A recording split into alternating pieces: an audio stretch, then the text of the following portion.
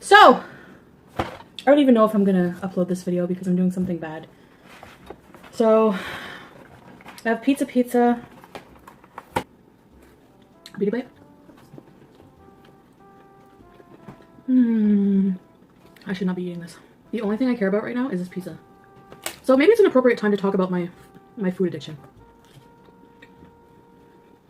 This has been going on since I was young. I don't remember too much about my childhood, but I do remember my first bag of chips. Back then it wasn't Lay's potato chips, it was Humpty Dumpty. And it came with a tattoo, a stick-on tattoo in the bag. Food was, you know, my whole family has issues with food. And food was used as comfort and during happy times with family gatherings, you know? My dad has such an extremely addictive personality. He was an alcoholic and was hardly in my life because my mom didn't want him around me when he was like that. And people say, why don't you just stop eating? It's that easy, just don't eat it. If you cared about yourself, you wouldn't eat that way. Maybe we don't. Maybe we care more about the food than we do about our own selves. A lot of you have food addiction, so you know. But a lot of you are addicted to other things like cigarettes. Imagine your life without it. Without cigarettes. That's how I feel. You have to be ready to quit. You're never ready. Never. You don't quit because you want to. That's bullshit. You do it because you have to.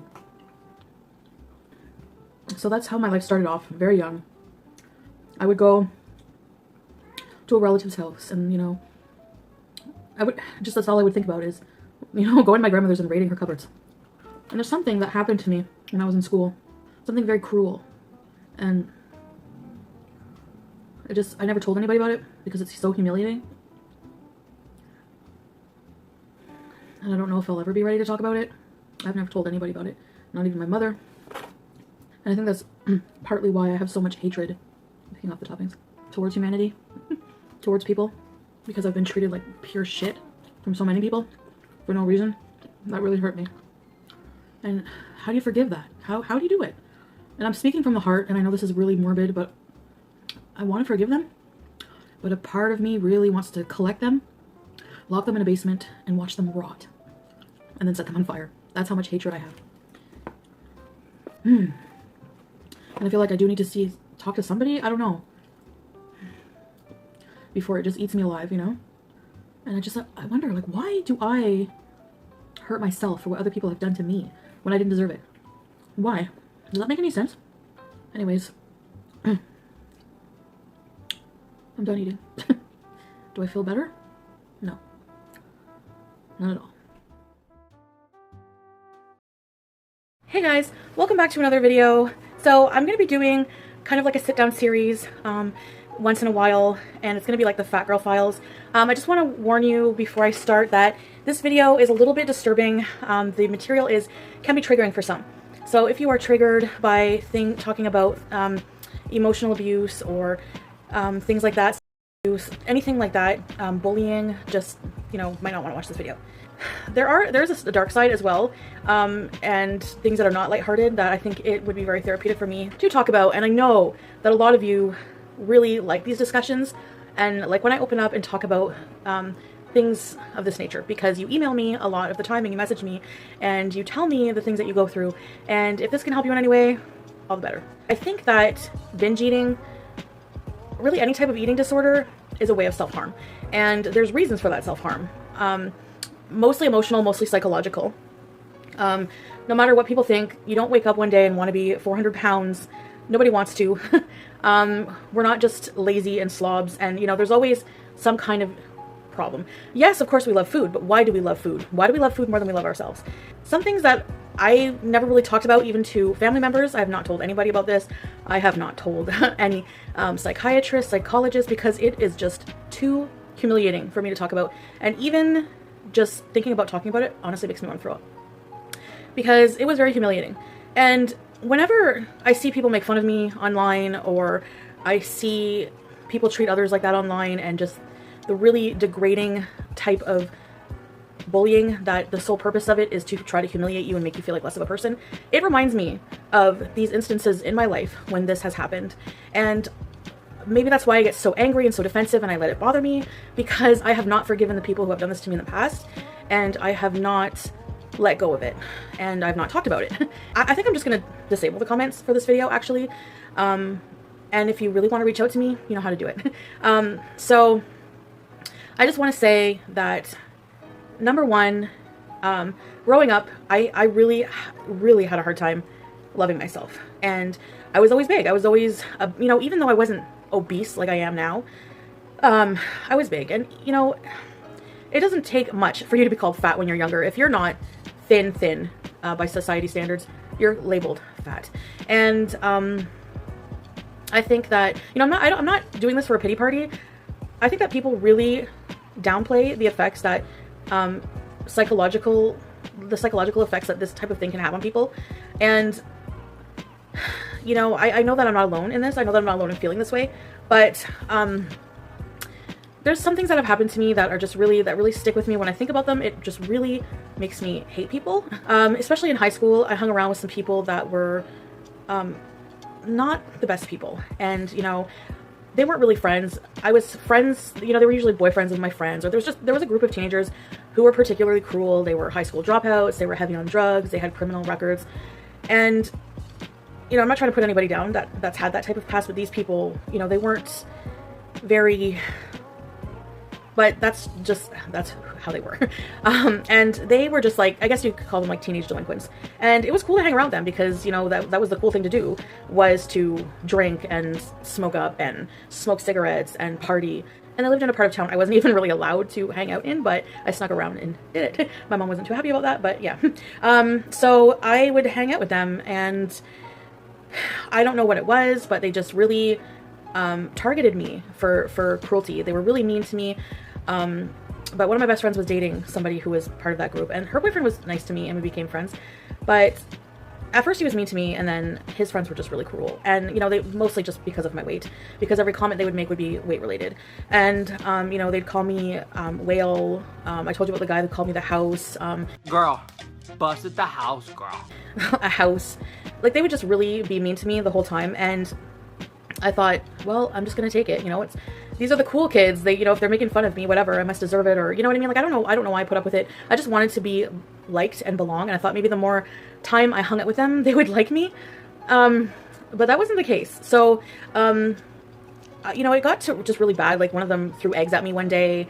They had like a tomato garden, like a community garden, and one day they just all ganged up on me and like whipped tomatoes at me, and I was just like, I remember just bawling the whole way home.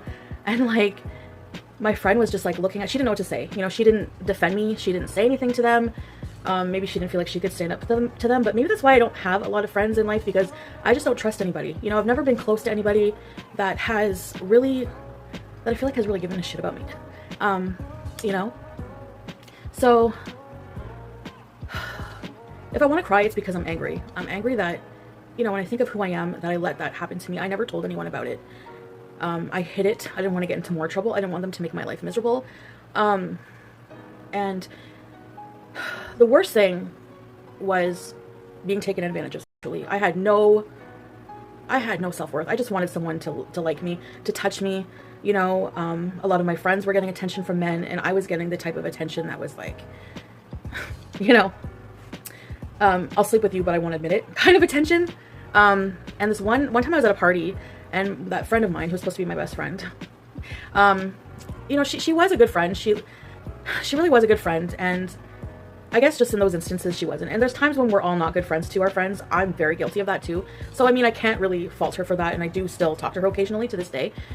And maybe she doesn't even know how I feel, and she doesn't know that it affects me, you know? So I'm not the only one that this happened to either from these. I have another friend who was a victim to this, and I don't want to talk about her experiences. It's not my place to do that. But I do feel very, very bad for the way she was treated as well. And there was one party, and we were all in her boyfriend's room drinking or whatever. And we found like some 40-year-old guy to buy us booze. I don't know. It was always the same thing. And so there was a spare room with like just a dirty old nasty couch. I don't even think the light worked in there, and I was just really inebriated. Everything was woozy, and the room was smoky, and they were playing really loud music, and, you know, everyone was just really loud and annoying and obnoxious, and I just wanted to get away. So I just ducked out, you know, without saying anything. I slipped out into the spare room, shut the door, laid on the couch, and I just like kind of blacked out. I was like passing out, you know. So I heard the door open, and one of the guys he had a pregnant girlfriend. His girlfriend was one of the most popular girls in the school, and she was pregnant with this kid. And he came in, and I felt him yanking off my pants. And I kind of just laid there and just let him do whatever. I was just too drunk and too, I guess just, you know, I guess it's just so messed up. I was just so happy that someone was like somehow paying attention to me, you know. I didn't want to do it, but I let him do it because I felt like some way, like not proud, but like, I don't know, that he was giving me attention and he was popular, you know. It was just so like, I didn't register that as any form of abuse, you know, and I never told anyone about that. I told my friend about it. I don't know who told his girlfriend about it, but he completely denied it and made my life hell after that. I think he spit on me at one point. Yeah, he did. He spit on me. But his girlfriend the worst thing was his girlfriend approached me and was like, did you sleep with my boyfriend? And I was like, did I sleep with your boyfriend? And I just remember, like, I didn't want to start anything, but I was like, in my head, like, no, your boyfriend took advantage of me when I was drunk and passing out. But she blamed it on me, you know? So I took the blame, so that's more guilt. And it's just like, it was just a never ending, high school was horrible. Until about, you know, when all of my friends dropped out of high school and I just stopped hanging around that crowd. I went to Katimavik, I went traveling, I learned a completely different side of life that I didn't even know existed. And I was with wonderful people who made me feel just so alive. And they really did. And that was a life-changing experience for me. So yeah. And then I came back and all my friends at that point had dropped out of high school and I just went back to high school. I finished my year. Back then it was like OAC, it was like grade 13, you needed that to get into university. So that was before I went to university for the first time. And I finished my year, I was by myself. And I just did my thing. And just never looked back, you know. A couple years, like, not that long ago, maybe, I'd say maybe 10 years ago. Or no, more than that. It was like after all my university stuff and everything, I was living with Pete's. Around that time, there was one time when my friend was having like a reunion type of party and it was just gonna be like a night of partying for good old times. I mean, I did have some really good times, you know, I'm not saying it was all bad, but there was a lot of bad. And a bunch of those guys showed up at the party and just I was so like, you know, I didn't feel well. But they were so nice. Like, I think maybe they had grown up and maybe they felt some guilt for what they had done. And one of them was all drunk and they were like, you remember me? And you look really good. And, you know, you remember me. You remember the bad, right? And I just was like, I should have, you know, I don't know, what was I supposed to say, you know? So I just said, no, it's okay. It's okay. It's okay that what you did to me, you know? And I think that I really have to just, yeah, say it's okay. Because I know I have to forgive these people because everybody can be a shitty person in life. I'm not exempt from that. I've done some pretty mean things to some of my friends too. And I do feel guilty for that. That's another part of the guilt. Things that I've done to people in my life. And it's just like, it's like you have to open these old wounds to really, for them to heal properly. You know what I'm saying? So I have to just keep telling myself that this wasn't my fault. I did nothing to deserve that. So nobody deserves to be treated like that. Nobody deserves to be humiliated. That's just a level of cruelty that's just not warranted, no matter what, you know? I just wanted to talk about that. You know, humiliation, guilt, you know, just self-love is so important. And it's something that I really, really want to really make a focus in my life. And, you know, I think sometimes I focus on the wrong things. I focus on things that I want, things, you know, material things, money, food, wealth, like, you know, money, to be, you know, just things, material things, makeup, more lush, clothes. And I should be thinking of things that I want to improve about myself. And I think that maybe once that happens, everything else will just start to slowly fall into place, you know? Fupa, fat upper pubic area. Chubby. It's chubby. Do you have a chubby kitty? Mine's like lopsided.